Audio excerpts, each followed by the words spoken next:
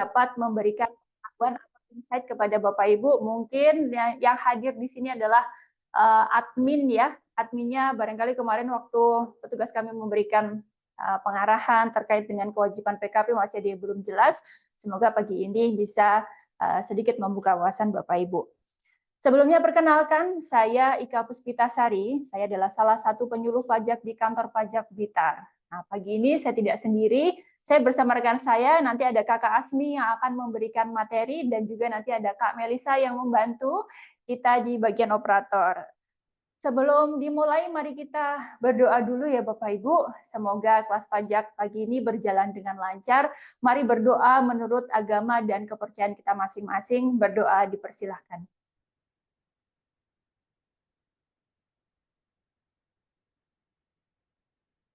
Berdoa selesai. Sebelum mulai, seperti biasa kita akan memutarkan video lagu Indonesia Raya. Kepada Bapak Ibu yang memungkinkan untuk berdiri, kami persilahkan untuk berdiri. Jika tidak, silahkan duduk dalam sikap sempurna. Silakan Kak Melisa.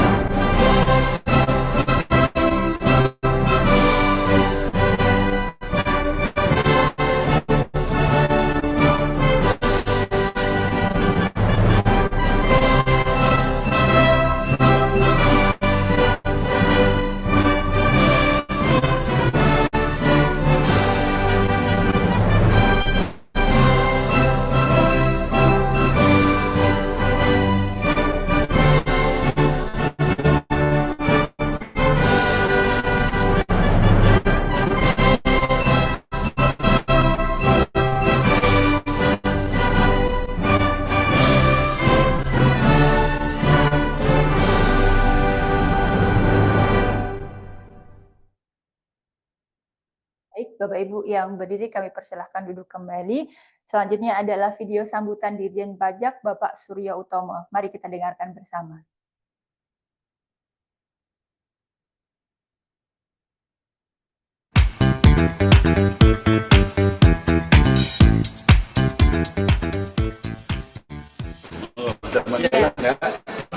Lancar, pelayanannya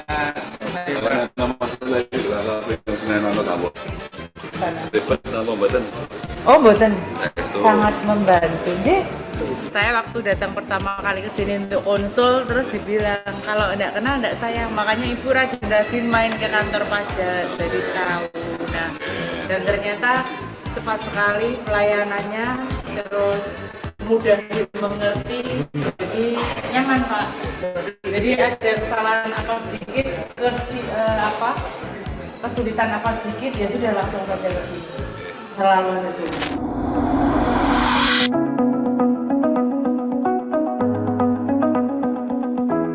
Assalamualaikum warahmatullahi wabarakatuh. Salam sejahtera bagi kita semua. Om Swastiastu, Namo Buddhaya, salam kebajikan. Wajib pajak yang kami hormati, tahun 2023 baru saja kita lewati. Beragam dinamika kita lalui.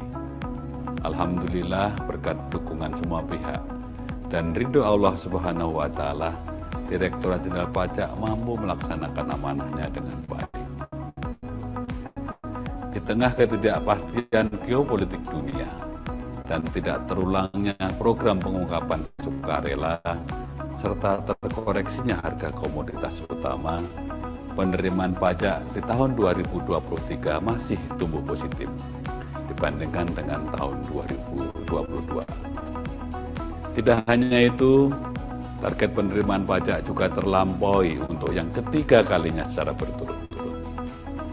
Hal ini merupakan bukti bahwa tingkat kepatuhan masyarakat wajib pajak sudah jauh mengalami perbaikan. Penggalian potensi pajak yang fokus dan terarah, serta dukungan semua pihak kepada Direktorat Jenderal Pajak. Saya Suryo Utomo, Direktur Jenderal Pajak Kementerian Keuangan Republik Indonesia, mengucapkan terima kasih dan apresiasi yang setinggi-tingginya kepada seluruh masyarakat wajib pajak dan seluruh pemangku kepentingan atas kontribusi Bapak dan Ibu sekalian yang merupakan bagian penting dari pembangunan negeri ini melalui APBN. Direktorat Jenderal Pajak tidak dapat berjalan sendirian. Keberhasilan capaian penerimaan adalah hasil kerja keras bersama. Semoga harmoni ini dapat terus kita pertahankan untuk mendukung sistem perpajakan yang kuat, kredibel, dan akuntabel guna mempercepat transformasi ekonomi yang inklusif dan berkelanjutan. Pajak kuat, APBN sehat, dan negara sejahtera. Wassalamualaikum warahmatullahi wabarakatuh. Om Santi Santi Santi Om.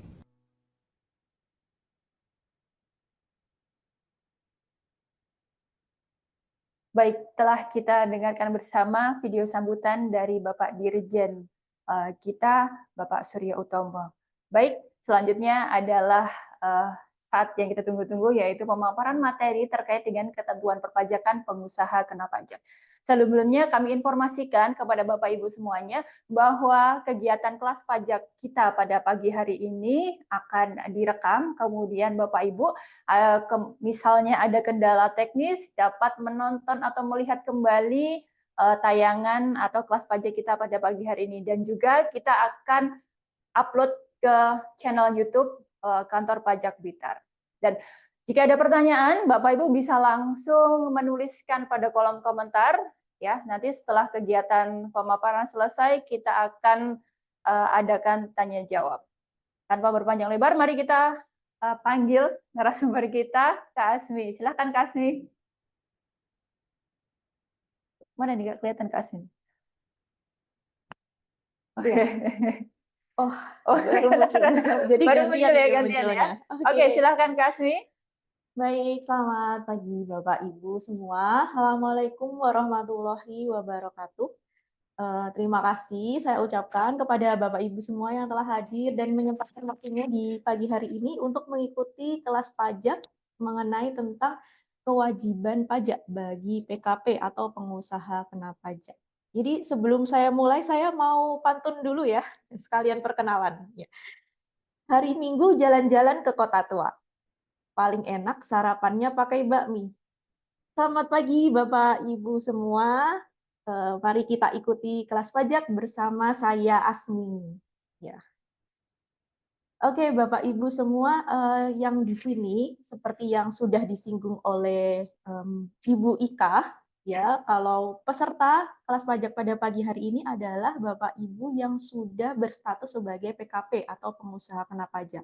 Artinya Bapak Ibu sudah siap dan untuk memenuhi ketentuan apa saja kewajibannya yang harus dipenuhi sebagai PKP.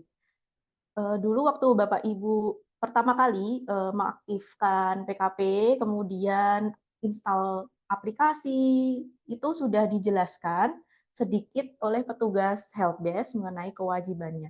Tapi mungkin Bapak Ibu di sini ada yang kurang paham atau masih butuh untuk lebih tahu lebih lanjut mengenai apa itu PKP dan apa saja ketentuan perpajakan pengusaha PKP-nya gitu.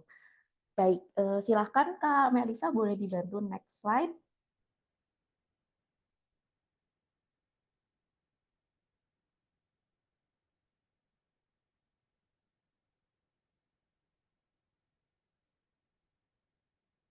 Pertama kita breakdown dulu ya Bapak Ibu. Mungkin Bapak Ibu di sini, oke, baik Bapak Ibu, mungkin Bapak Ibu di sini kita pertama kali akan breakdown dulu ya mengenai apa itu PKP ya. Jadi Bapak Ibu di sini sebenarnya sudah jadi PKP tapi mungkin belum semuanya tahu ya. PKP itu tuh apa gitu. Pengusaha kena pajak itu tuh apa? Mengapa kok disebut sebagai pengusaha kena pajak? Jadi secara garis besar ya, di Undang-Undang PPN yang sekarang sudah diperbarui dengan Undang-Undang Harmonisasi Peraturan Perpajakan, mengenai PKP atau pengusaha kena pajak adalah pengusaha, baik pribadi maupun badan, yang melakukan penyerahan barang kena pajak dan atau jasa kena pajak yang dikenakan pajak berdasarkan Undang-Undang Pajak Pertambahan Nilai, tidak termasuk pengusaha kecil. Jadi yang dimaksud dengan pengusaha di sini itu bukan hanya badan ya, bukan hanya wajib pajak yang berstatus sebagai CV maupun PT, tapi orang pribadi pun juga bisa mendaftarkan diri untuk dikukuhkan sebagai PKP. Kemudian disinggung juga bahwa pengusaha ini melakukan penyerahan barang kena pajak dan atau jasa kena pajak. Artinya Bapak Ibu semua, Bapak Ibu yang sebelumnya, maksudnya Bapak Ibu yang melakukan penjualan barang maupun penyedia jasa, itu semuanya jadi kena PPN gitu. Jadi di sini objeknya semua barang kena pajak maupun jasa itu menjadi kena pajak dan tidak termasuk pengusaha kecil. Jadi memang sebagai PKP ini, untuk wajib PKP itu ada batasan-batasan tertentu mengenai wajib pajak mana saja yang bisa menjadi PKP maupun yang belum bisa menjadi PKP. Mungkin di sini Bapak Ibu yang hadir di sini tuh rata-rata memilih untuk menjadi PKP ya, memilih karena keinginan sendiri untuk menjadi PKP ya. Apakah mungkin ada yang sudah maksudnya PKP secara jabatan? Rata-rata kalau di Blitar ini biasanya menjadi PKP ketika mau bertransaksi dengan bendahara atau mungkin pihak-pihak pemungut lain gitu ya Bapak Ibu. Karena memang secara aturan mereka mensyaratkan mereka mau bertransaksi gitu apabila sudah atau apabila penjualnya atau penyedianya sudah berstatus sebagai PKP. Oke, sambil kita tunggu materinya. Ini jadi selanjutnya itu mengenai aturan yang mengatur tentang PKP, Bapak Ibu. Jadi sebelum adanya UU HPP, itu untuk PPN dan PPNBM itu diatur di Undang-Undang Nomor 42 Tahun 2009 tentang pajak pertambahan nilai dan pajak pertambahan nilai atas barang mewah. Kemudian ada perubahan mengenai Undang-Undang Nomor 7 Tahun 2021 tentang harmonisasi peraturan perpajakan. Dan selanjutnya diatur juga di PMK 197 tahun 2013 tentang batasan pengusaha kecil pajak pertambahan nilai. Kemudian ada Per Dirjen juga di Per 4 tahun 2010 tentang tempat lain selain tempat tinggal atau tempat kedudukan dan atau tempat kedudukan usaha dilakukan sebagai tempat terutang PPN atau PPN dan PPNBM.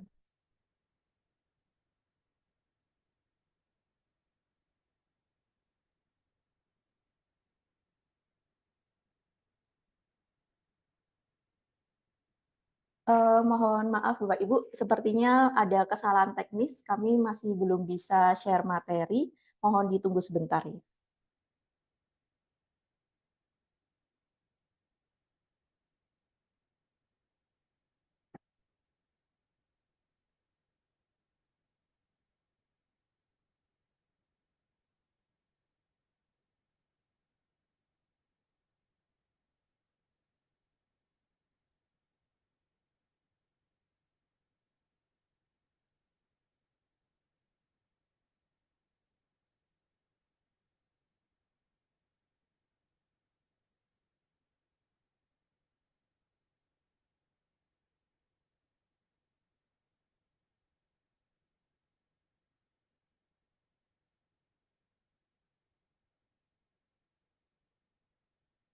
Oke, saya lanjut saja.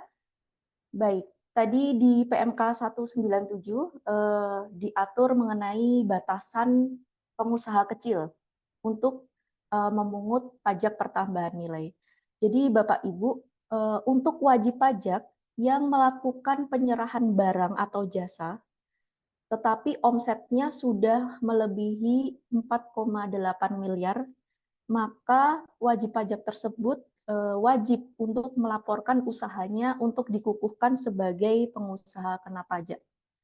Dan untuk batas kapan wajib pajak ini bisa dikukuhkan menjadi PKP adalah paling lambat akhir masa pajak berikutnya.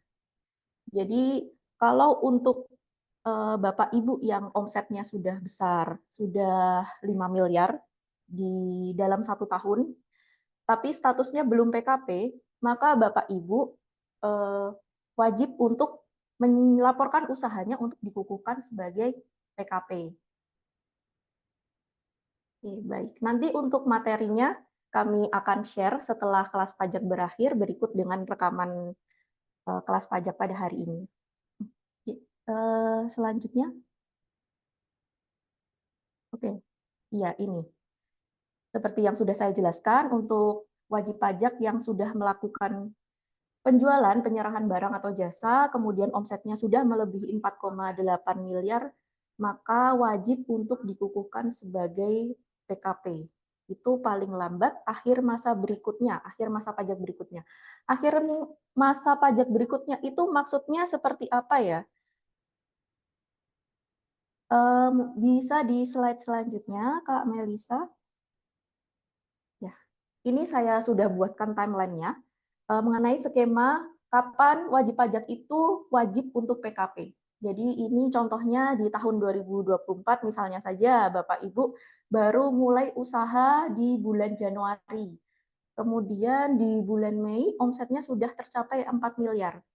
Nah, 4 miliar, nah itu sebenarnya di masa Mei ini Bapak Ibu boleh untuk dikukuhkan sebagai PKP, mengajukan diri untuk dikukuhkan sebagai PKP. Tapi batasnya 4,8 miliar. Maka kita nunggu sampai kapan omset itu tercapai 4,8 miliar. Nah, misalnya di bulan Juni omsetnya ternyata sudah 5 miliar. Maka paling lambat bulan Juli, masa pajak berikutnya, itu Bapak Ibu harus sudah berstatus sebagai PKP dan melakukan pemungutan atas PPN. Selanjutnya, lalu bagaimana dengan pengusaha wajib pajak yang omsetnya kurang dari 4,8 miliar? Apakah boleh daftar sebagai PKP?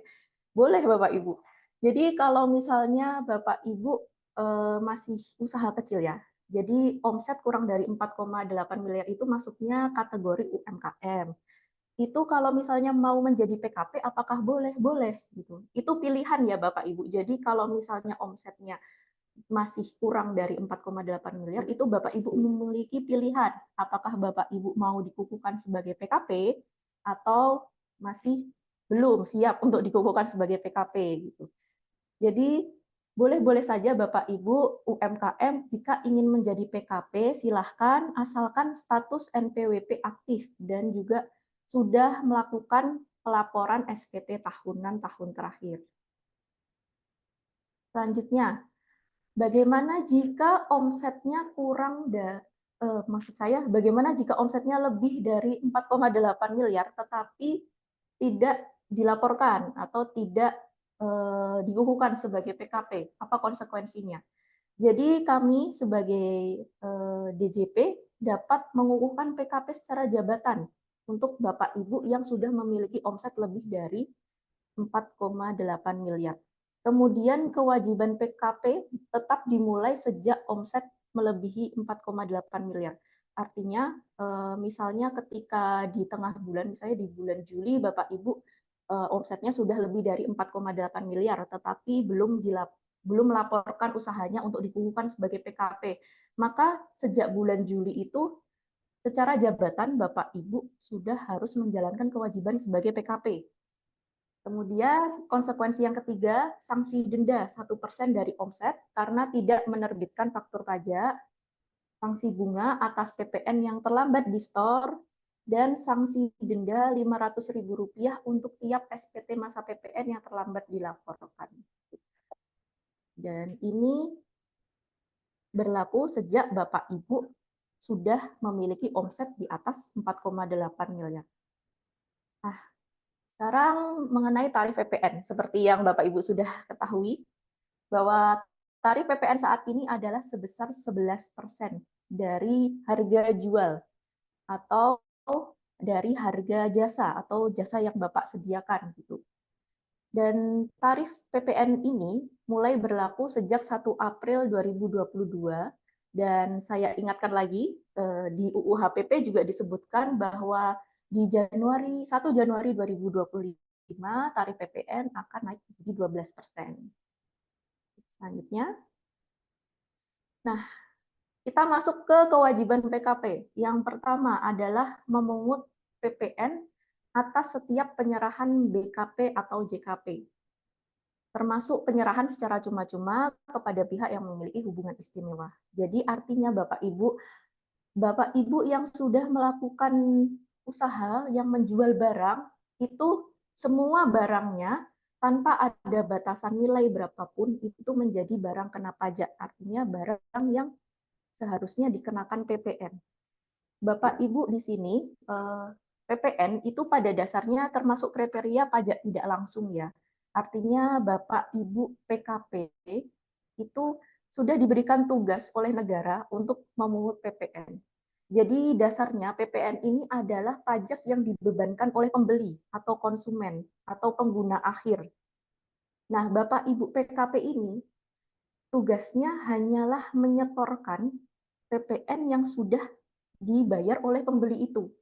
Jadi istilahnya pembeli itu menitipkan uang kepada Bapak Ibu pemungut PKP untuk nantinya disetorkan ke kas negara. Begitu konsepnya Bapak Ibu.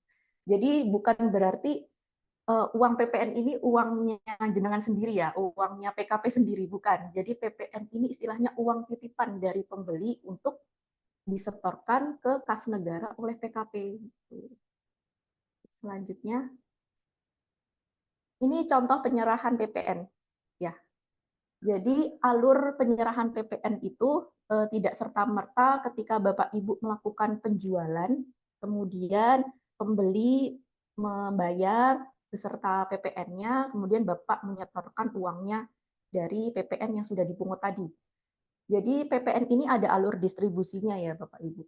Ini contohnya misalnya PKPB adalah pengusaha yang menjual motor. Nah, PKPB melakukan pembelian motor dengan PKPA seharga 20 juta dan PKPA memungut PPN sebesar 2.200.000 sehingga harga yang dibayar oleh PKPB adalah sebesar 22.200.000. Jadi si PKPA ini mengeluarkan pajak keluaran sebesar 2.200.000. Nah, si PKPB ini Jadi si pajak PPN yang sudah dibayarkan oleh PKPB kepada PKPA itu adalah pajak masukan milik PKPB. Nah, selanjutnya kan PKPB jual motor yang dibeli tadi ke PKPC. Jadi kan kalau jual motor kan pasti ada untungnya, ada marginnya, ada labanya gitu. Jadi nggak sama. PKPB jual ke PKPC 30 juta. Kemudian PPN yang dipungut sebesar 3.300.000. Nah, maka apakah PPN yang disetor oleh PKPB itu sebesar 3.300.000?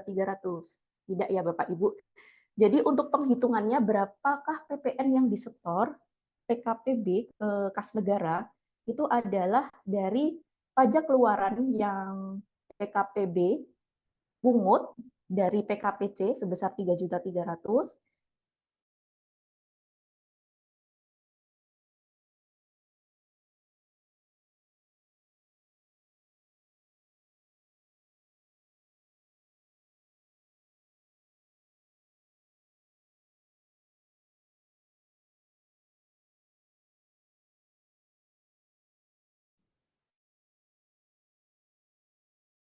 3.300.000 dikurangi 2.200.000, maka yang disetor sebesar 1.100.000. Selanjutnya, Kewajiban PKP yang kedua adalah menerbitkan faktur pajak, kecuali atas penyerahan secara eceran. Ini penting ya Bapak Ibu, terutama Bapak Ibu yang bertransaksi dengan dinas atau instansi pemerintah, ataupun Bapak Ibu yang bertransaksi dengan sesama PKP lain.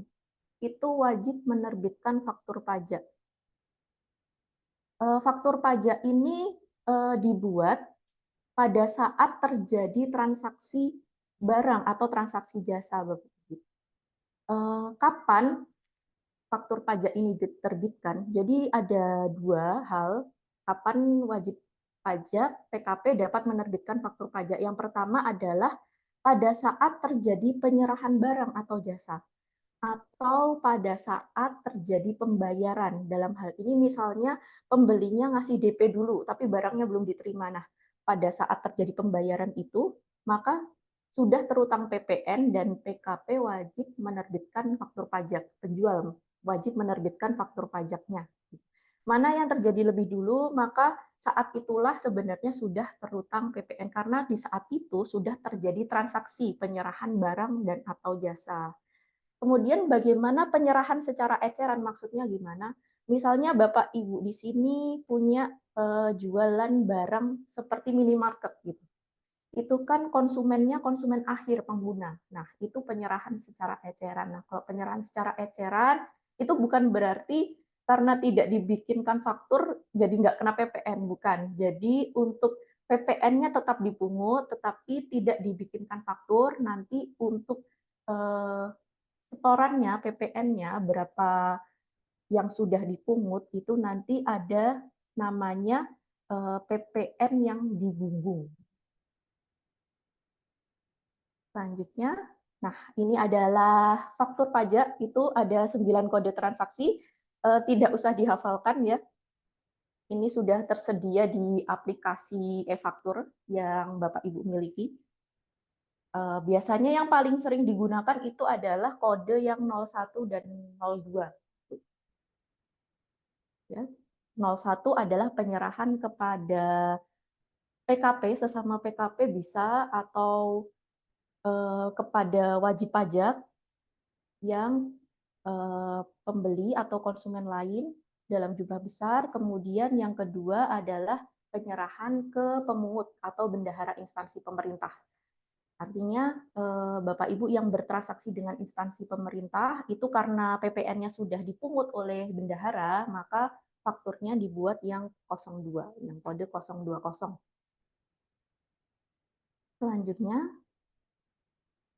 ya saya ingatkan juga ya, bagi Bapak Ibu PKP baru, mungkin yang baru saja install e-faktur, jangan lupa untuk melakukan sinkronisasi cap kode faktur ya, karena ada beberapa kode faktur baru sesuai dengan aturan terbaru yang sudah kita update. Jadi terutama untuk yang kode faktur 07 dan 08 untuk Bapak Ibu yang menyerahkan barang atau jasa yang termasuk kategori kode faktur 07 atau 08 itu sudah ada aturan terbaru yang mengatur. Jadi nanti untuk capnya itu sudah update di peraturan yang terbaru.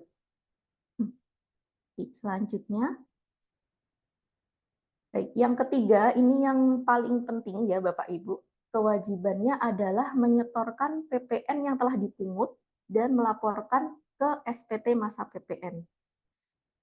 Bapak Ibu, meskipun Bapak Ibu pada masa tertentu itu tidak ada penyerahan barang maupun jasa, Bapak Ibu tetap wajib melaporkan SPT masa PPN.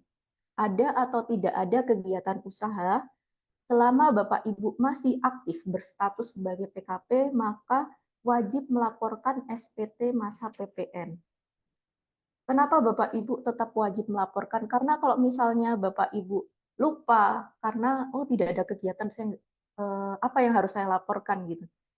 Jadi akhirnya tidak lapor, karena jika Bapak Ibu lupa atau terlambat melaporkan SPT masa PPN, itu akan ada denda atas keterlambatan atau tidak lapor SPT masa PPN, dan dendanya itu sebesar 500.000. Jadi Bapak Ibu jangan lupa mengenai pelaporan SPT masa PPN ini paling lambat adalah akhir bulan berikutnya. Pelaporan SPT masa wajib dilakukan ya setiap bulan meskipun tidak ada kegiatan usaha maupun tidak ada penyerahan. Jadi kalau sekarang bulan Juni ini adalah batas akhir waktu pelaporan SPT masa PPN untuk bulan Mei. Dan nanti bulan Juni batas akhir waktu pelaporannya adalah di akhir Juli. Selanjutnya, baik tadi sudah membahas mengenai kewajiban apa saja yang harus dilakukan oleh PKP, sekarang kita bahas mengenai hak PKP. Yang pertama adalah PPN yang telah dibayar atas pembelian dapat dikreditkan. Jadi seperti yang contoh pemungutan PPN tadi ya Bapak Ibu, artinya PPN ini kan tetap ada unsurnya di setiap rantai distribusi gitu. Karena itu kan uang yang dibebankan kepada pembeli gitu. Kalau pembeli ini ketika dia menjual barangnya, dia kan masih punya istilahnya udah bayar nih PPN atas pembelian barang sebelumnya. Itu anggap saja itu kayak tabungan PPN-nya gitu. Nah, itu si penjual ini ketika dia menjual barangnya ke konsumen dan dia punya pajak masukan, dia bisa mengkreditkan atau sebagai pengurang atas pajak keluaran yang sudah dia pungut dari pembelinya. Selanjutnya, yang kedua adalah dapat melakukan transaksi penjualan dengan bendahara instansi pemerintah. Nah, ini biasanya yang sering terjadi ya Bapak Ibu di sini mungkin yang punya usaha konstruksi atau usaha penjualan ATK yang bekerja sama dengan bendahara instansi pemerintah. Nah, itu biasanya bendahara instansi pemerintah memang mensyaratkan dia bertransaksi dengan PKP yang sudah PKP karena kalau misalnya PKP dia dapat menerbitkan faktur pajak dan memang sesuai ketentuan aturannya seperti itu bahwa bendahara bertransaksi harus dengan PKP. Selanjutnya yang terakhir adalah ya pengusaha kan dinilai mempunyai sistem yang legal secara hukum dan tertib membayar pajak. Ya jadi Bapak Ibu karena PKP ini tuh dia secara aturannya itu kan memungut pajak ya, memungut pajak bukan pajaknya dia sendiri gitu. Kalau Bapak Ibu sudah menjadi PKP, Bapak Ibu mau tidak mau ya harus menjalankan kewajiban sesuai dengan peraturan yang berlaku. Dan apabila Bapak Ibu terutama yang sudah omsetnya besar itu dan sudah PKP, maka untuk membangun kriteria apa ya kayak Bapak Ibu istilahnya sudah trusted gitu. Itu kan kalau misalnya sudah PKP maka kan bisa dinilai bahwa Bapak Ibu itu tuh sudah memiliki laporan yang runtut, yang tersistematis gitu. Karena menjadi PKP ini kan memang harus mematuhi, harus melaksanakan ketentuan sesuai dengan aturan yang berlaku gitu. Kalau misalnya Bapak Ibu, gimana kalau misalnya nggak mau melakukan, nggak mau memenuhi ketentuan yang berlaku, tapi ya diaturnya seperti itu. Bapak Ibu sudah menjadi PKP, mau tidak mau ya harus menjalankan sesuai dengan ketentuan yang berlaku gitu. Terakhir, ya pajak kuat, APBN kuat, Indonesia sejahtera. Kalau sudah muncul ini, sekian materi yang bisa saya sampaikan. Semoga Bapak Ibu bisa paham. Apabila ada pertanyaan, silakan Bapak Ibu bisa melakukan bertanya di kolom chat atau kalau ingin berbicara langsung dengan kami bisa unmute mikrofonnya dan berbicara dengan kami. Baik. Silahkan Bapak Ibu yang ingin bertanya, saya buka sesi tanya jawab. Oke, sudah ada pertanyaan. Ya, dari PT 3 Sahabat Teknik, jika pembelinya menyetorkan sendiri PPN atas pembelian. Nah, ya ini seperti yang maksudnya bagaimana pembelinya yang menyetorkan sendiri PPN-nya. Jadi Bapak Ibu, PPN ini kan memang pajaknya kan dibebankan ke pembeli. Nah, pembeli itu menitipkan istilahnya, menitipkan uangnya untuk disetorkan ke kas negara melalui PKP, melalui pengusaha kena pajak gitu. Terus kalau misalnya pembelinya menyetorkan sendiri PPN atas pembelian, ini maksudnya kalau ini mungkin case-nya kalau misalnya Bapak Ibu bertransaksi dengan bendahara instansi pemerintah. Nah, kalau misalnya seperti ini beda memang. Kalau Bapak Ibu bertransaksi dengan bendahara instansi pemerintah, itu memang bendaharanya yang menyetorkan PPN-nya gitu. Memang bendahara ini memiliki tugas untuk memungut dan menyetorkan PPN-nya gitu. Meskipun dia sebagai pembeli ya, karena dia memiliki tugas untuk memungut. Karena dia juga sebagai pemungut, maka atas PPN-nya dia sendiri yang menyetorkan gitu. Maka sudah terjawab dari PT 3 Sahabat Teknik. Oke. Ada pertanyaan lagi? Hmm.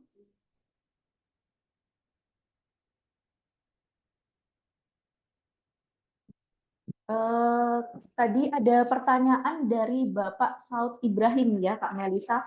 Ya, ingin melakukan update e-faktur. Update e-faktur sebenarnya bisa dilakukan secara mandiri. Untuk aplikasi terakhir yang terbaru itu adalah e-faktur 3.2. Itu bisa di-download melalui web e-faktur di efaktur.pajak.go.id. Itu Bapak Ibu bisa, Pak Saud ya, Pak Saud Ibrahim, bisa menginstal sendiri. Tapi apabila Bapak kiranya masih bingung, terkendala gitu, bisa langsung datang saja ke kantor pajak Blitar, nanti akan kami bantu untuk update aplikasinya. Gitu ya. Selanjutnya Pak Yunus Maliki ya. Bagaimana cara menghitung pajak bila seorang PKP omsetnya masih di bawah 4,8 M? Ya. Jadi untuk PKP ini kan dikenakannya atas barang atau jasanya ya Pak Yunus. Jadi tidak ada batasan nilainya. Tarifnya pun 11%.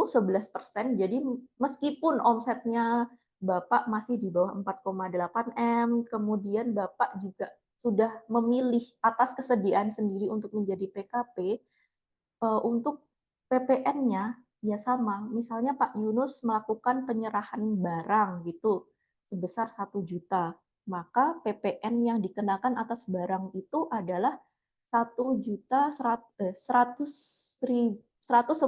maksudnya 110.000. Jadi si pembelinya Pak Yunus itu membayar ke Pak Yunus itu sebesar 1.110.000. Nah, 110-nya itu yang Bapak setorkan ke kas negara, begitu Pak.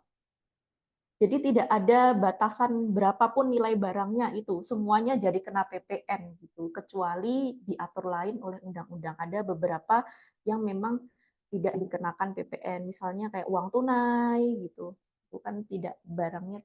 Jadi semua barang jasa ketika penjualnya sudah PKP maka semuanya jadi kena PPN. Semoga terjawab ya Pak Yunus.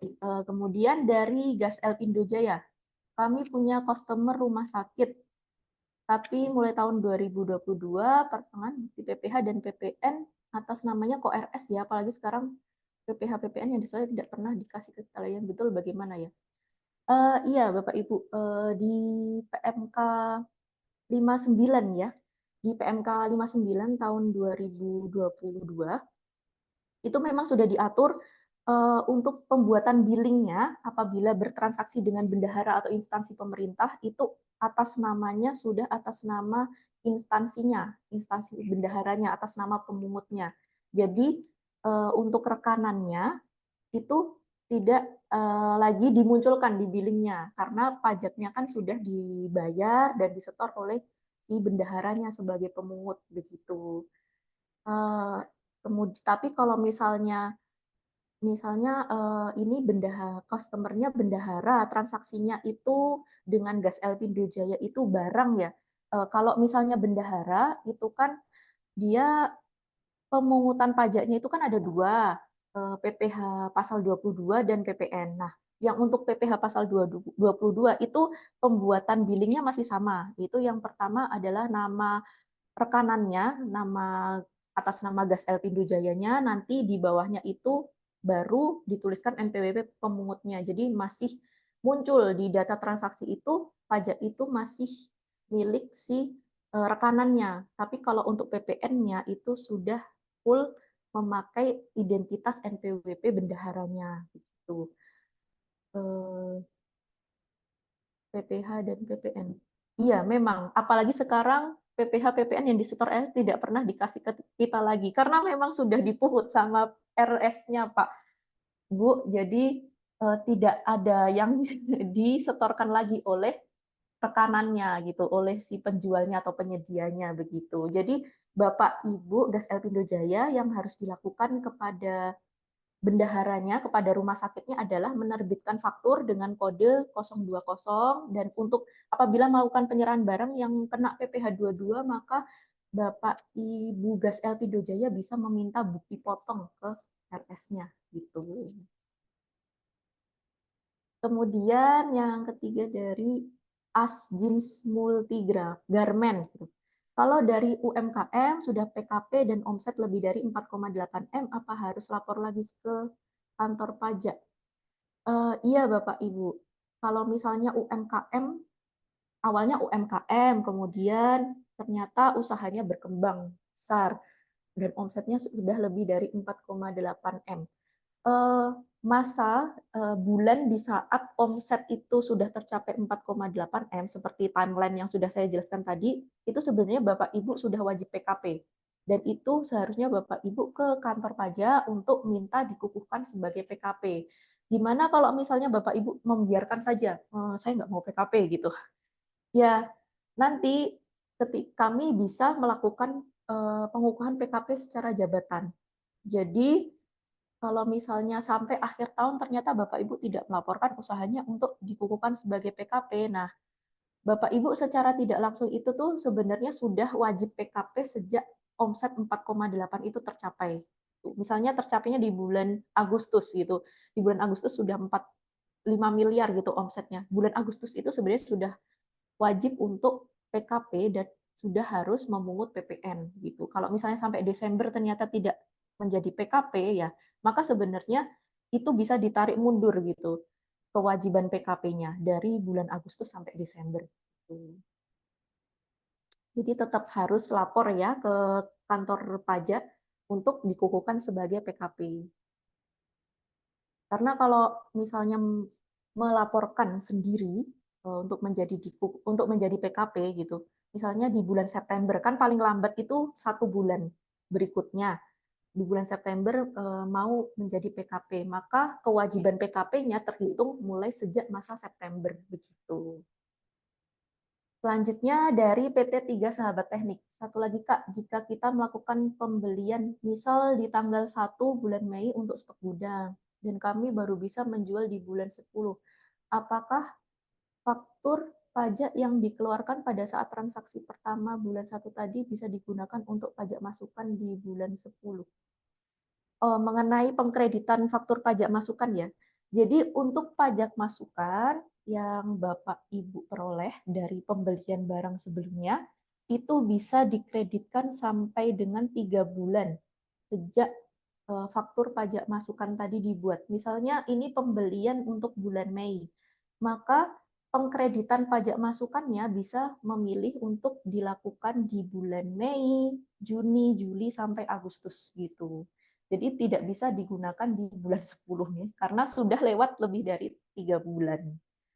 Kan pajak masukan itu kan tabungan ya, itu mau dikreditkan bulan Mei pun kalau misalnya nanti ternyata terdapat kelebihan itu bisa dikompensasi ke bulan-bulan selanjutnya begitu. Selanjutnya, oke Pak Saud Ibrahim, siap, terima kasih Kak. Alhamdulillah sudah 32.0, baik. Jangan lupa dicek juga ya Bapak Ibu mengenai sertifikat elektroniknya, jangan sampai kadaluarsa. Untuk sertifikat elektronik masa aktifnya sampai dengan 2 tahun. Jadi mungkin di sini ada Bapak Ibu PKP yang sudah terdaftar dari sejak tahun 2022, itu boleh dilihat di sertifikat elektroniknya sudah mulai untuk diperpanjang kembali ya supaya bisa digunakan untuk pembuatan faktur dan pelaporan SPT masa PPN. Selanjutnya dari Pak Nugroho, ada 2 pertanyaan ini. Oke. Nomor 1, bagaimana proses pembatalan faktur pajak? Apa yang harus dilampirkan? Yang kedua, bagaimana proses faktur pengganti kalau faktur penggantinya beda bulan. Jadi Pak Nugroho ada beberapa ketentuan ya mengenai untuk pembatalan faktur pajak itu biasanya kalau misalnya terjadi kesalahan pembuatan faktur yang masa, misalnya kayak fakturnya dibuat untuk masa Mei, tapi ternyata seharusnya faktur itu dikeluarkan untuk masa Juni. Itu harus dilakukan pembatalan faktur. Kalau untuk pembatalan faktur bisa langsung dilakukan melalui aplikasi e-faktur desktop ya di pembatalan faktur. Kemudian yang kedua, faktur pengganti. Kalau misalnya beda masa itu tidak bisa diterbitkan faktur pengganti ya Pak Nugroho. Kalau beda masa itu faktur sebelumnya harus dibatalkan, artinya harus membuat faktur baru sesuai dengan masa yang tepat, yang masa yang sebenarnya gitu. Kalau faktur pengganti itu hanya memfasilitasi untuk misalnya terjadi kesalahan penulisan transaksi, harga barang, jumlah barang gitu. Ya, semoga terjawab ya Pak Nugroho.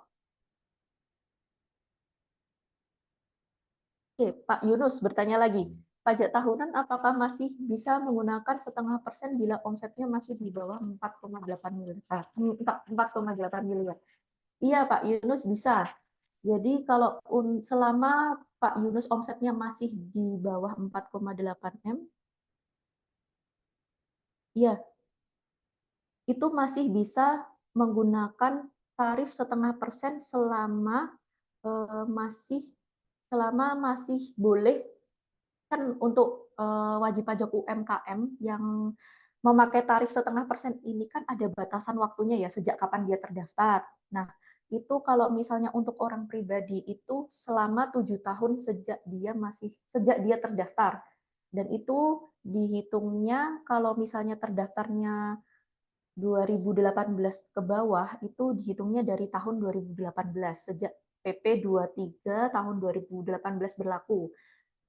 Misalnya Pak Yunus Maliki ini terdaftar tahun 2018, artinya berarti tahun ini adalah tahun terakhir Pak Yunus memakai penghitungan tarif omset kali 0,5% begitu. Tetapi kalau misalnya Pak Yunus baru terdaftar 2020, artinya Pak Yunus masih boleh menggunakan tarif 0,5% sampai dengan tahun 2027.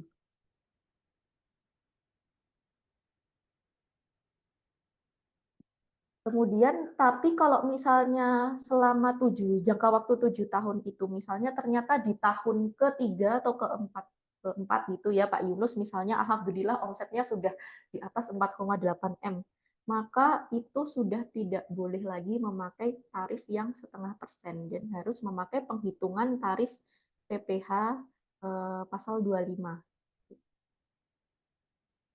Pasal 17 ya, mohon maaf, pasal 17.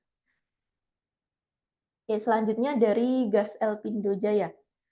Berarti PPh-nya itu harusnya kita terima Bupot dan bisa dikreditkan ke SPT tahunan ya, karena selama ini kami tidak pernah diberikan Bupotnya. Bagaimana ya cara menjelaskan ke pihak RS-nya? Kami jadi bingung.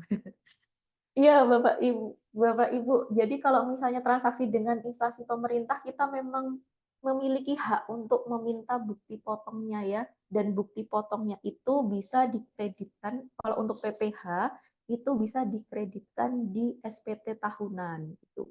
Ya, cara menjelaskan ke pihak RS-nya bahwa ya sebagai penjual, ya Bapak Ibu sebagai penyedia jasa itu memiliki hak untuk minta bukti potong gitu. Karena untuk bisa dikreditkan ke SPT tahunan itu harus memiliki bukti potongnya gitu. Karena untuk bukti potong ini sebenarnya adalah tugas bendahara atau tugas pemungutnya untuk membuatnya gitu. Jadi kalau misalnya untuk meminta silahkan diminta saja ke pihak RS-nya. Selanjutnya Pak Saud Ibrahim ya bertanya lagi. Mohon maaf untuk pelaporan PPN dan PPh kebetulan bendahara terkadang pencairannya dari invoice dan faktur pajak sudah lewat bulan, nggak apa-apa Mbak, aman. Atau ada yang harus saya lakukan agar transaksinya bisa lurus? Untuk pelaporan PPN dan PPh itu sesuai dengan jangka waktu aturannya ya Bapak Ibu. Lalu untuk terkait pencairannya dari bendaharanya itu memang kadang pencairan SP2D atau SPN-nya itu berbeda bulan dengan tanggal transaksi ya. Jadi salah satu caranya kalau misalnya kita terdapat, kalau misalnya transaksi dengan bendahara kan artinya kalau kita kan tugasnya cuma untuk laporan PPN saja ya, tidak ada pembayaran lainnya gitu. Kalau misalnya memang murni transaksinya hanya si bendahara itu aja gitu. Itu ya tinggal laporan aja sesuai dengan aturannya gitu. Laporan PPN dan PPh-nya sesuai dengan batas waktunya gitu. Jadi tidak melihat kapan Bapak menerima pencairan dananya gitu. Yang kedua, bagaimana menjelaskan para bendahara supaya bisa tertib e-Bupot. Soalnya rekanan saya mayoritas tidak lapor e-Bupot padahal sudah bayar PPh-nya. Untuk bendahara pemerintah, kami akan memberikan kelas pajak tersendiri ya mengenai e-Bupot gitu. Jadi tugasnya Bapak Ibu sebagai penyedia atau rekanan di sini silahkan melaporkan SPT-nya sesuai dengan aturan, sesuai dengan kewajibannya Bapak Ibu saja terkait e-Bupot. Itu nanti silahkan ditanyakan secara berkala kepada bendaharanya untuk dibuatkan e-Bupotnya gitu. Karena kami juga sudah beberapa kali mengadakan kelas pajak kepada bendahara pemerintah dan kebanyakan ya sudah tertib lapor Pak nanti. Jadi silakan ditanyakan langsung ke bendahara pemerintahnya untuk bukti potongnya ya gitu. Misalnya ini bukti potongnya belum dibuat, silahkan diingatkan gitu. Karena itu bukti potong itu sebenarnya haknya penjual atau penyedianya gitu. Oke, selanjutnya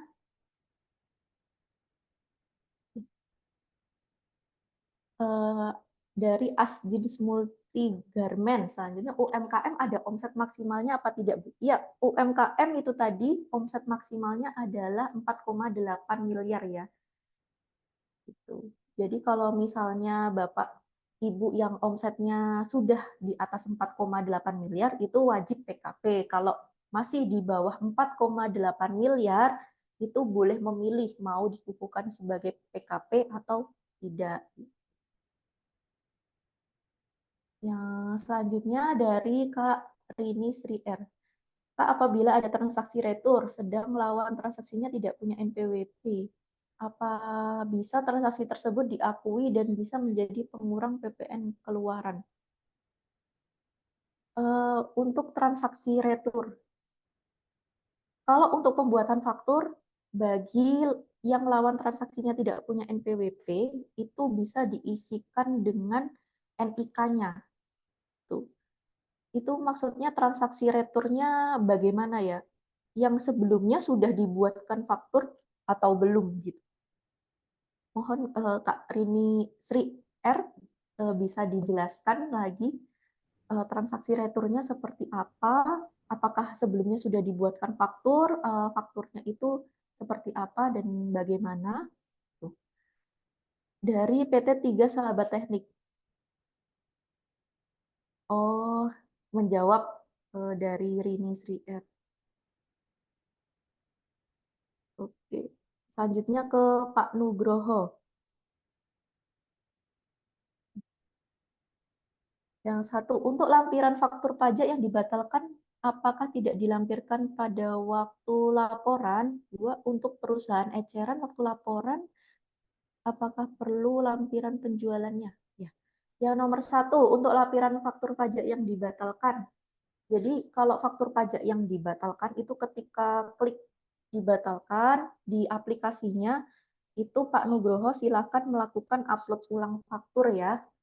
Upload ulang faktur itu nanti, maka atas faktur pajak yang dibatalkan tadi itu muncul di laporan tapi nilainya sudah menjadi 0 gitu. Kemudian yang kedua, untuk perusahaan eceran itu kan tidak membuat faktur pajak ya. Kalau untuk perusahaan eceran itu nanti mengisi laporan penjualannya itu di lampiran AB. Kalau Bapak Ibu sudah melakukan pelaporan SPT massal, nanti di lampiran AB itu kan ada pajak PPN yang digunggung, pajak yang digunggung itu atas penjualan barang eceran. Nah, itu diminta dimasukkan jumlah penjualannya selama bulan itu, kemudian jumlah PPN yang dipungut.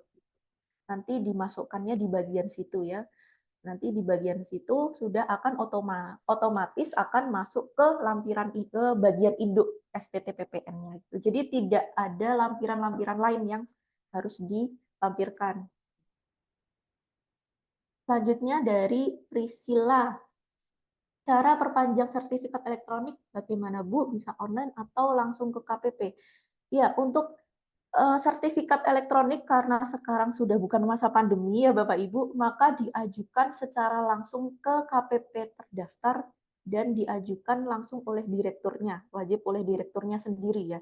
Jadi tidak bisa dikuasakan atau diwakilkan oleh pihak lain.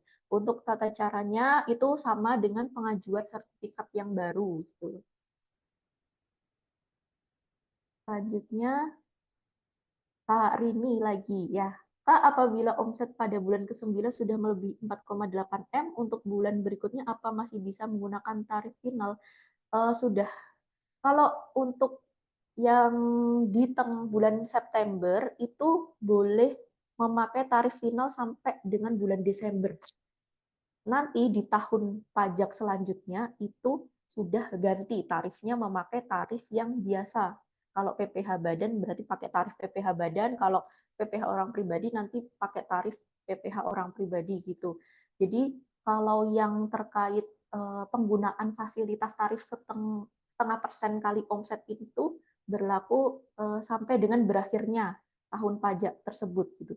Kalau di tahun 2024 sudah tercapai 4,8 M, berarti cuma berhenti sampai tahun 2024 saja gitu. Nanti mulai tahun 2025 sudah ganti tarif gitu. Jadi di bulan berikutnya masih boleh pakai yang setengah persen, tapi hanya sampai Desember saja. Oke, selanjutnya Bu Siti Koidah, kita ada kerjasama dengan dinas, kita menyediakan kendaraan untuk perjalanan dinas. Karena kita belum PKP, kadang kita tahu bersih harga yang kita sepakati, tapi nilai kuitansi sama katanya buat pajak. Kalau untuk ini Bu Siti Koidah ini yang didaftarkan kerjasama dengan dinas ini NPWP pribadi atau NPWP yang badan atau atas nama badan. Kemudian kalau misalnya NPWP ini sewa kendaraan ya, oke. Kalau maksudnya ini sewa kendaraan atau jasa travel atau bagaimana Bu Siti?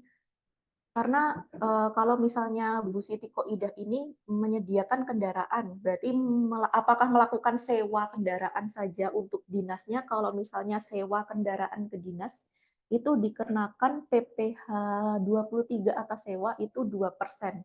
Begitu Bu Siti. Tapi kalau Bu Siti ini melakukan penyedia kendaraan, sewa kendaraan. Oke, kalau sewa kendaraan itu pajak yang dikenakan itu 2% ya Bu dari harga sewanya. Gitu. Semua akomodasi juga kita. Berarti maksudnya apakah ini semacam jasa travel atau bagaimana?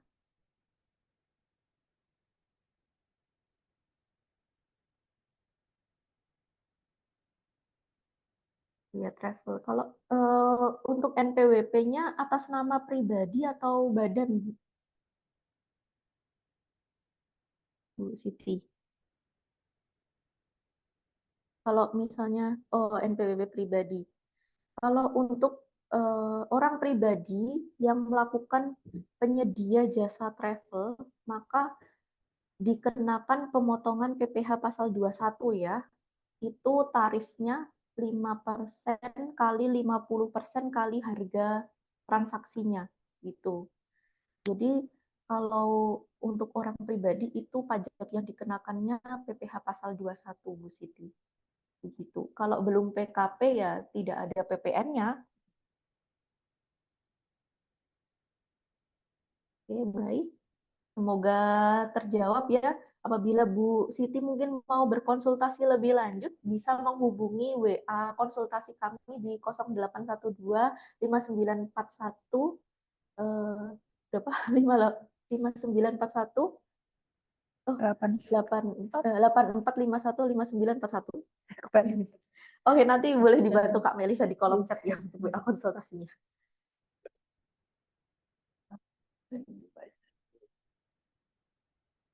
Selanjutnya Kak Rini. Oh, Kak Rini Sri lagi.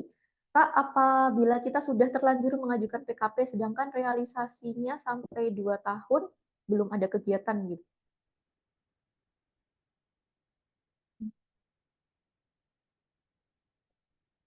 Ya.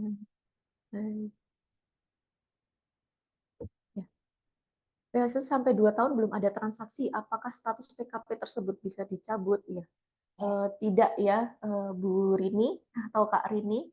Kalau misalnya sebagai PKP tapi selama 2 tahun tidak ada transaksi, maka kewajibannya tetap berjalan adalah laporan SPT PPN ya. Jadi status PKP itu tidak bisa dicabut secara jabatan. Tapi kalau misalnya Kak Rini merasa bahwa atas usahanya ini sudah tidak ada kegiatan, tidak ada operasi, kemudian dilihat nanti sepertinya sudah tidak ada kegiatan lagi, maka Kak Rini bisa mengajukan pencabutan PKP. Nanti ada prosesnya ya. Kalau misalnya sudah tidak ada kegiatan, bisa mengajukan pencabutan PKP. Jadi mengajukan langsung ke kami ya, bukan kami yang melakukan pencabutan PKP gitu. Jadi kalau misalnya sudah tidak ada kegiatan, itu Bapak Ibu silakan lapor langsung ke kami. Nanti akan kami berikan penjelasan dan solusi mengenai langkah selanjutnya gitu ya. Selanjutnya Pak Nugroho, faktur pajak bulan Mei diganti fakturnya bulan Mei tapi diupload bulan Juli, apa bisa? Oh ya, saya lupa sampaikan tadi di materi mungkin ya. Jadi Bapak Ibu sesuai aturan yang terbaru, itu untuk faktur pajak paling lambat itu diupload tanggal 15 bulan berikutnya.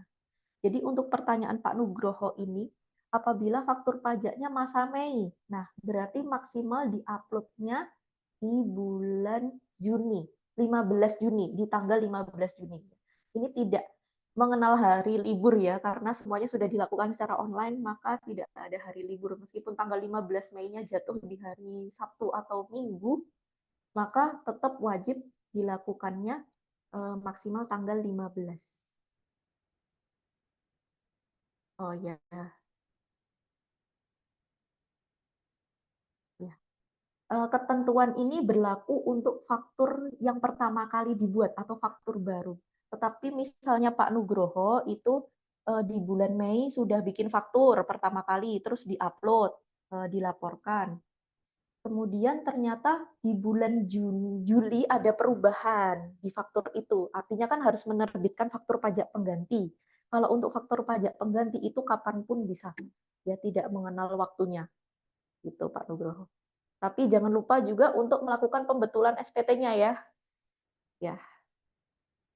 Selanjutnya dari Gas Helpindo Jaya ya. Berarti PPh-nya itu harusnya bisa kita terima Bupot dan bisa dikreditkan ke SPT tahunan ya. Karena selama ini kami tidak pernah diberikan Bupotnya. Iya, benar sekali Bapak Ibu. Kalau misalnya transaksi dengan bendahara, memang kita harus aktif untuk meminta bukti potongnya gitu. Jadi atas transaksi yang selama ini Bapak Ibu lakukan dengan bendahara, itu ada unsur PPh-nya juga, ada PPN-nya. Nah, atas PPh-nya itu memang kita punya hak untuk meminta bukti potongnya, karena bukti potong itu bisa kita kreditkan di SPT tahunan Bapak Ibu. Tuh. Selanjutnya, sertifikat elektronik sudah terjawab tadi. Oh, itu PT Cahaya Jagat Raya. Kak, cara ngecek masa berlaku sertifikat elektroniknya masih berlaku atau tidak bagaimana? Bisa dicek secara langsung di Enova Online di efaktur.pajak.go.id. nanti di bagian unduh sertifikat elektronik, download sertifikat elektronik di menu itu nanti akan muncul di situ sertifikat elektronik aktif sampai dengan tanggal segini gitu. Atau misalnya di bagian settingnya waktu impor sertifikat elektronik di situ juga sudah tertulis sampai kapan sertifikat elektroniknya itu berlaku. Selanjutnya dari PT 3 Sahabat Teknik. Kami masih menggunakan penghitungan pajak PPh 0,5%, tapi dari lawan transaksi kami tidak pernah melakukan pemotongan atas PPh 2%. Mohon dijelaskan. PPh masa untuk badan 0,5% ini masih berlaku sampai berapa lama, dan jika sudah melewati bagaimana penghitungannya? Untuk pertanyaan nomor 1, Bapak Ibu normalnya memang ketika kita bertransaksi dengan pemungut atau pemotong, itu kalau atas jasa, ya ini dalam hal ini jasa ya, jasa itu dipotongnya 2%.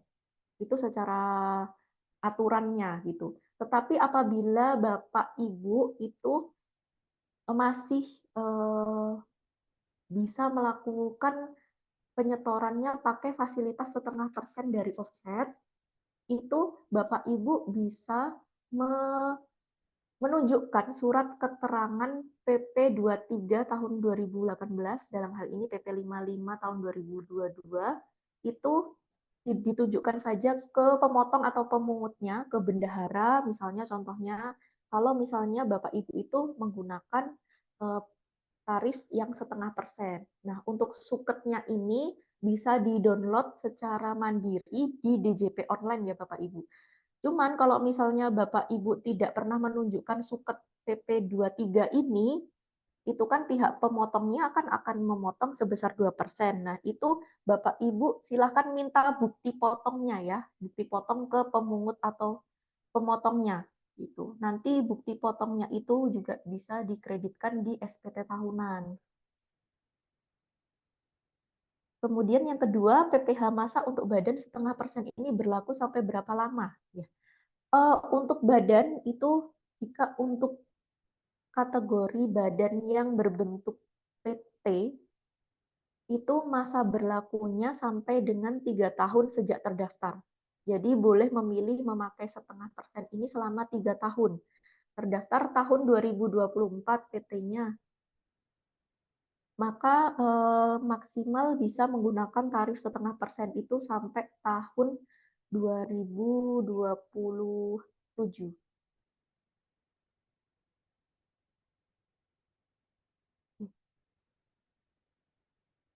Kami sudah melampirkan suketnya, tapi tetap saja dipotong 2%. Bukti potongnya ada apa tidak, Pak? Dipotongnya ada.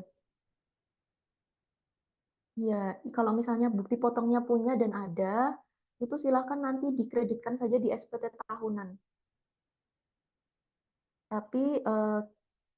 Tapi atas transaksi yang Bapak lakukan atau penyerahan atau penjualan yang sudah Bapak lakukan dengan bendahara itu, Bapak tetap punya kewajiban untuk nyetor 0,5%-nya.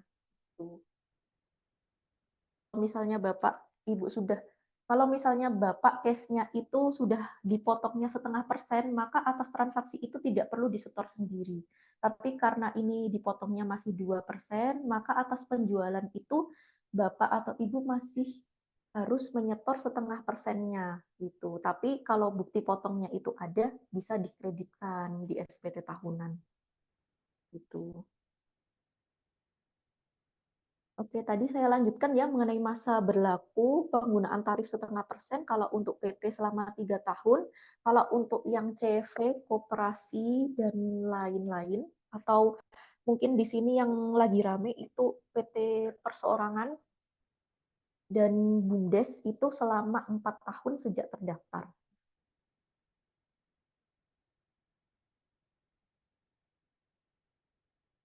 Selanjutnya, yang dimaksud faktur pajak gabungan, bagaimana cara membuatnya? Mungkin Saya minta tolong Kak Ika untuk membantu menjelaskan ya mengenai faktur pajak gabungan.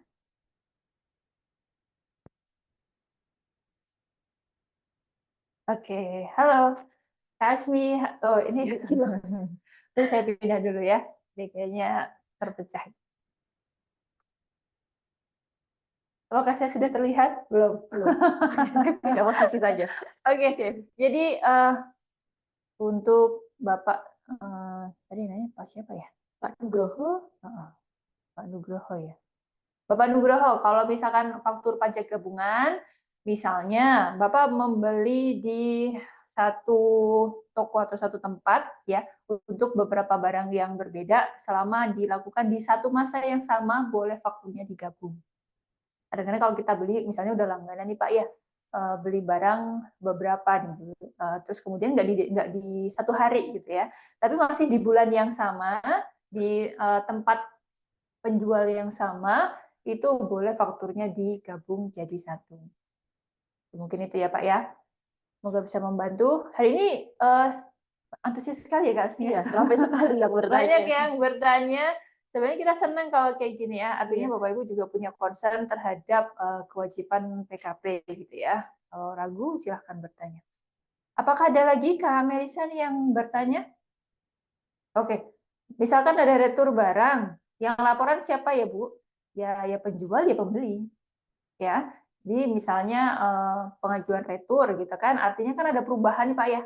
Ada di penjual ada perubahan, di pembeli juga ada perubahan. Jadi nanti dua-duanya tetap harus melakukan pelaporan. Karena nanti kan mengubah jumlah barang yang terjual, mengubah nilai penjualannya yang seperti itu. Oke, untuk tanggalnya ya.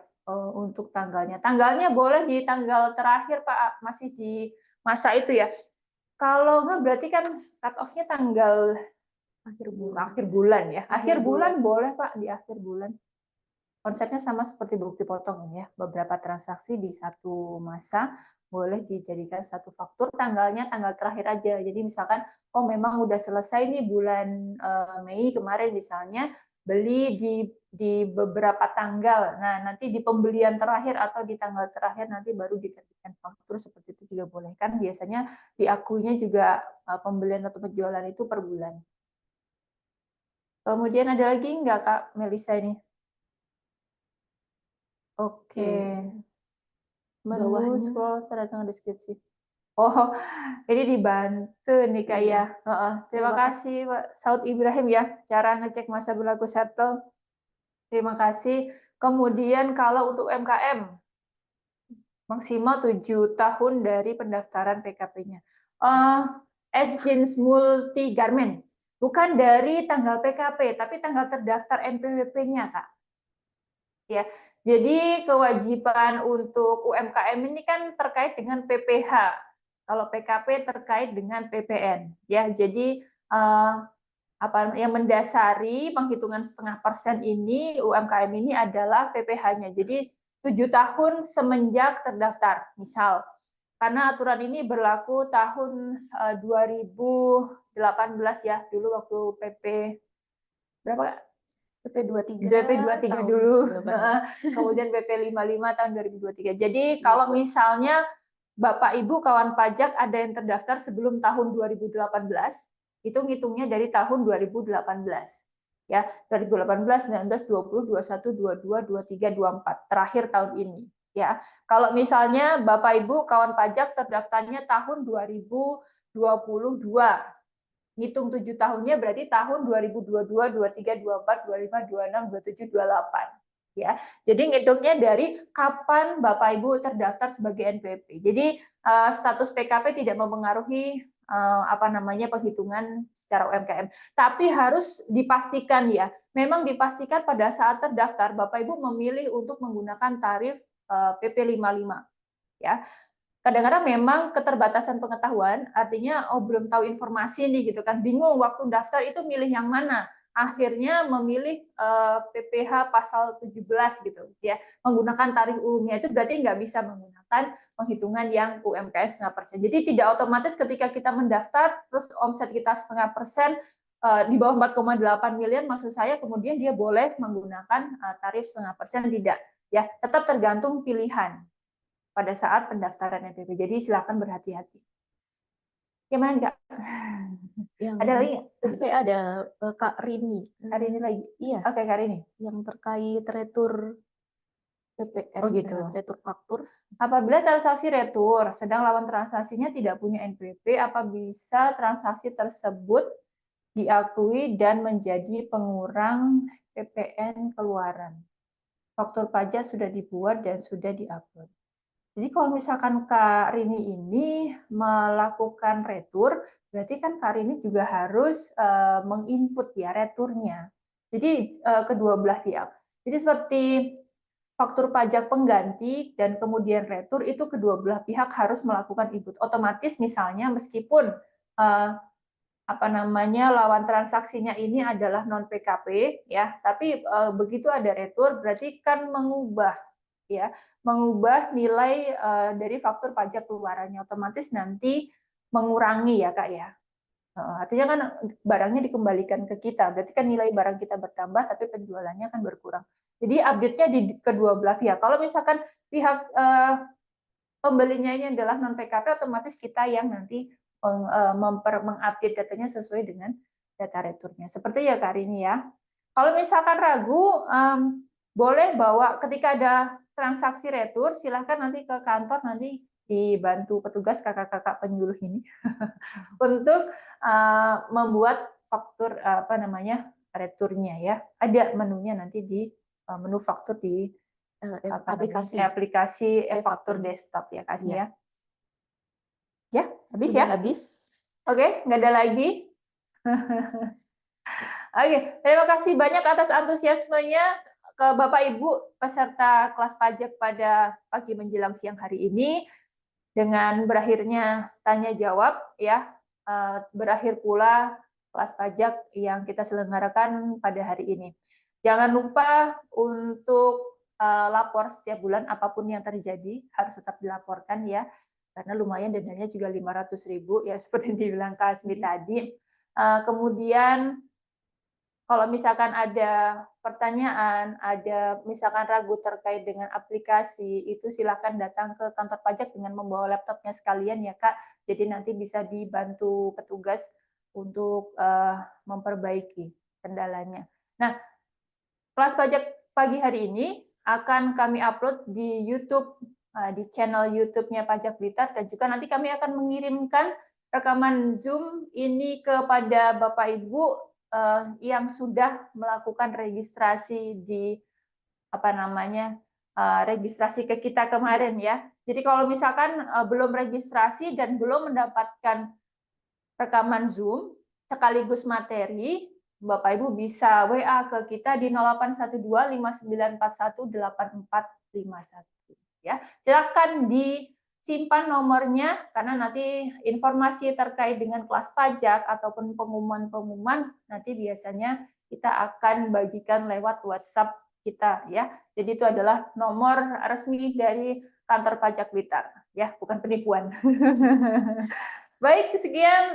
Terima kasih atas perhatiannya. Mohon maaf kalau misalnya dalam penyampaian kami ada kekurangan. Sampai jumpa di kelas pajak berikutnya. Wassalamualaikum warahmatullahi wabarakatuh. Izin mengakhiri Zoom meeting.